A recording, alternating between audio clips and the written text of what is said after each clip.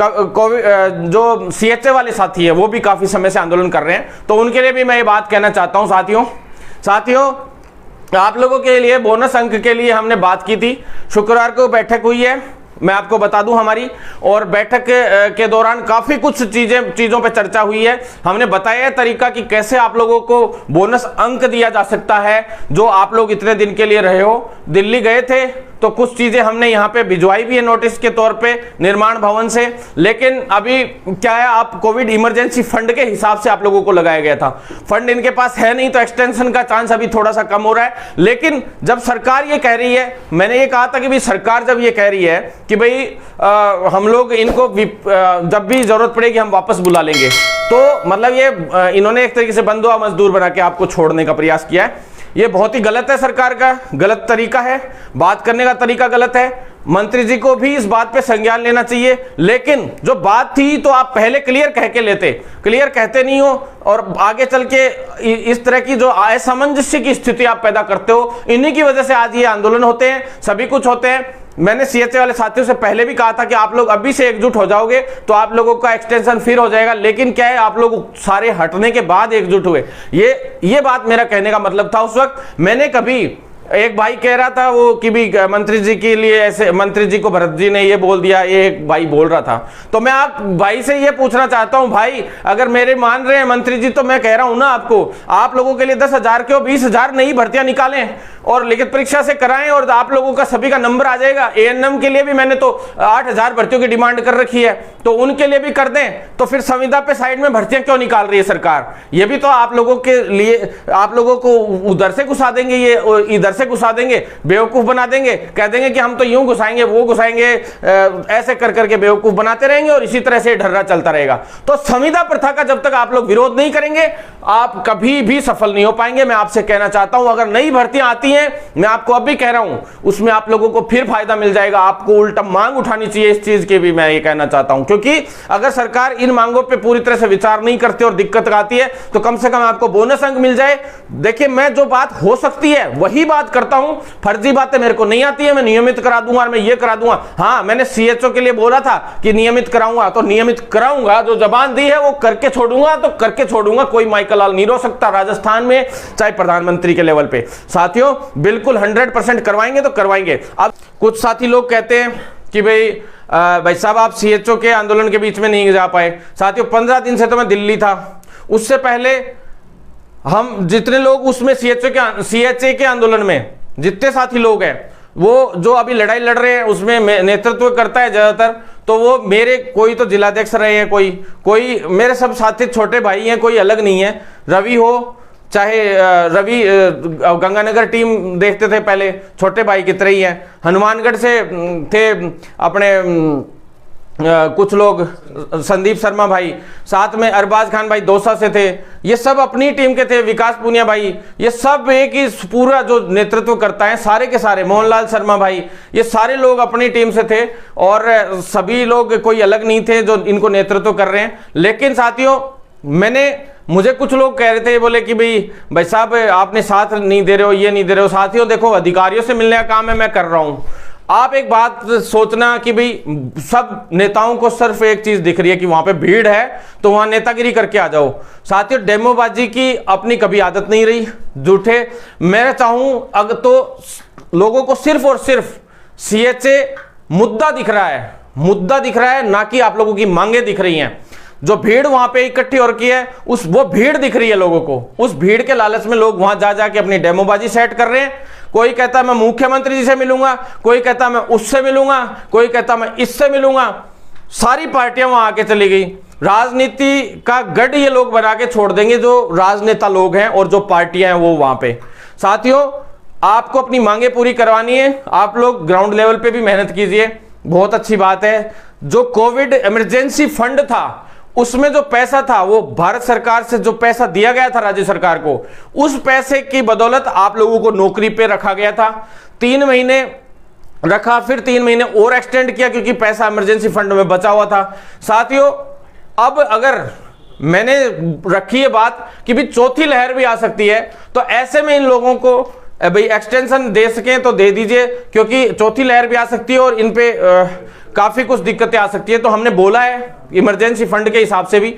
साथियों, कोई भी काम होता है उसको रणनीति से किया जाता है। आप चाहे 5 लाख की भीड़ लेके बैठ जाओ, चाहे 10 लाख की भीड़ लेके बैठ जाओ, इन चीजों से फर्क नहीं पड़ता है। आप उस काम को अकेला व्यक्ति कर सकता है अगर उसमें दम हो, दिमाग से हो, पूरी रणनीति से काम हो। साथियों, आपसे मैं ये कहना चाहता हूं कि आप लोग सिर्फ अपनी रणनीति से काम करें। मैं आप लोगों से शुरू से कहते आया था, कई लोग कह रहे हैं कि भरत में नहीं। एक बंदे ने तो ये भी कह दिया, किसी ने मैसेज कर रखा था कि भाई मंत्री के कान भर दिए। साथियों, मंत्री के कान अगर मंत्री मेरी इतनी मानता तो सीएचओ की एक और भर्ती निकलवा लेता, स्थायी भर्ती निकलवा डालता। ये तो मैं लड़ाई झगड़े करके, रोज आंदोलन कर करके, और ये आपके भाई का खौफ मान लो कि आपके भाई के खौफ से ये काम हो रहे हैं। नहीं तो आपको भी पता है, रात दिन जो हम लोग आंदोलन करते हैं, मैं जो 1 लाख की भीड़ जो नहीं काम कर सकती वो अकेला कर सकता हूं। ये मेरा चैलेंज है और मैं इसलिए कर सकता हूं क्योंकि मेरा जुनून है, सच्चाई है और ईमानदारी है।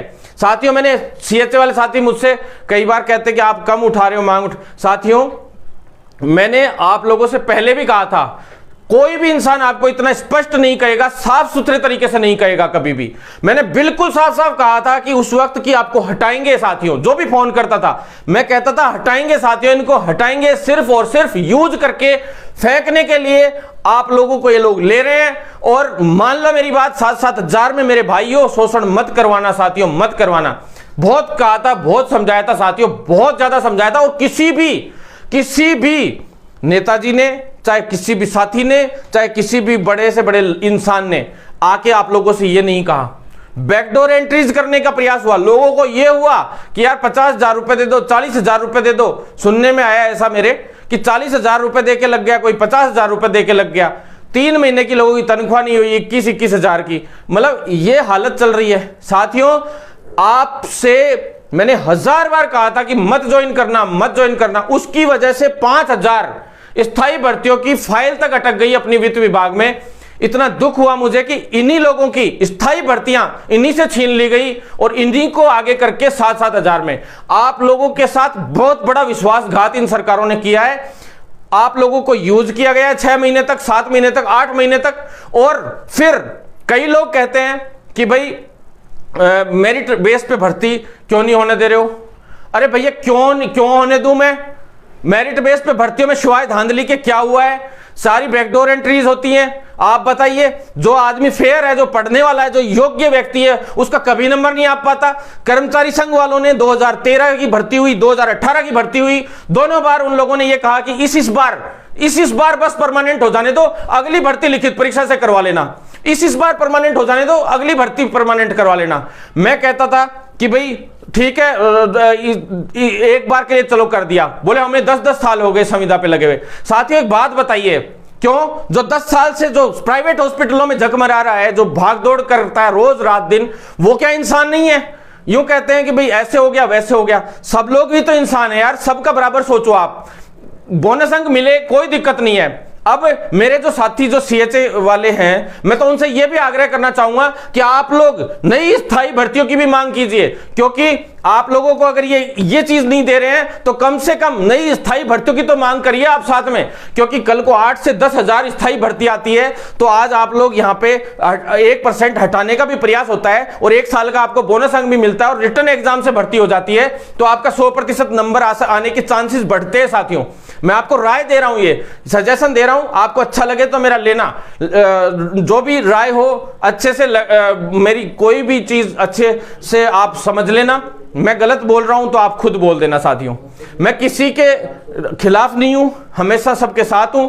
सीएचए वाले भी हमारे भाई हैं, उन्होंने भी GNM, BSc nursing, MSc nursing किया है, एएनएम किया है। तो साथियों, कोई अलग नहीं है हमसे, सब हम साथी लोग हैं। मैं वहां पे डेमो बनाने के लिए आ जाऊंगा, वहां अच्छा सा भाषण दे दूंगा और वहां से चला जाऊंगा। ये नहीं आता है मुझे। वहां डेमो बाजियां ज्यादा चल रही है, कोई किसी पार्टी का आ रहा है, अब वहां पे आम आदमी पार्टी वाले बैठे हैं। मैं आपसे उनसे पूछना चाहता हूं कि भाई दिल्ली के अंदर संविदा कर्मियों को, अभी आपने मेरे पास आए हैं दिल्ली के संविदा कर्मी, आपातकाल के दौरान आप लोगों ने हटाया, क्यों हटाया? आप यहां तो कर रहे हैं आंदोलन और वहां आपने खुद ने हटा दिए। दूसरे राज्यों में भी हटाया गया है, दूसरे राज्यों में भी हटाया गया है। दिल्ली से रणवीर विजय नाम से भाई है, रणवीर बिजारनिया नाम से भाई है, उन लोगों को लगाया गया था सेम कोविड हेल्थ सहायक के तौर पे, यूटीपी पे उनको लगाया गया था वहां पे, और उनको अभी निकाल दिया गया है। और वहां तो आपने निकाल दिया, और माननीय विनय मिश्रा जी जो एमएलए साहब है यहां पे आंदोलन पे बैठे हैं, क्यों भाई, क्यों बेवकूफ समझा है? और ये नर्सिंग वाले ही मिलते हैं सब जगह राजनीति करने के लिए, या कोई और मिलता है? मेरे नर्सिंग वाले साथियों से कहना चाहता हूं कि किसी भी राजनीतिक पार्टी को इंटरफेयर मत करने देना, कोई भी पार्टी हो किसी को भी इंटरफेयर मत करने दो, आप अपना आंदोलन प्रॉपर तरीके से चलाइए। दूसरे राज्यों में भी, मैं ये नहीं कहता कांग्रेस, अदर बिहार के अंदर नीतीश कुमार जी और बीजेपी की सरकार है, वहां भी हटा दिया, और वो लोगों का भी मेरे पास फोन आ रहा है, क्या नाम है, हितेश नाम है, उसका फोन नंबर आ रहा है, मैं वायरल कर दूंगा, आप बात कर लेना उनसे। सभी राज्यों में लिया गया था इन लोगों को और हटाया भी गया है। साथियों, ये बातें नहीं होती है कि कोई भी यहां पे चल रहा है तो विपक्ष वाले आके बैठ गए। विपक्ष को गरीब व्यक्ति तभी याद आता है, शोषित व्यक्ति जब याद आता है जब वो सत्ता में नहीं होते हैं। सत्ता में आने के बाद सबको वो बात आ जाती है। मैं मानता हूं कि गलत किया है सीएम ने, सब लोगों के साथ गलत किया है, लेकिन जो लोग जो हमेशा अपने प्रोफेशन की, अपने देश की पहले सोचो। अपना देश बर्बाद हो रहा है और अपने को लाभ मिल रहा है, अपने को कोई आदमी स्वार्थ दे रहा है और हमारा देश बर्बाद हो रहा है, हमारा प्रोफेशन बर्बाद हो रहा है, तो ये काम मत करो साथियों, कभी भी बिल्कुल मत करो।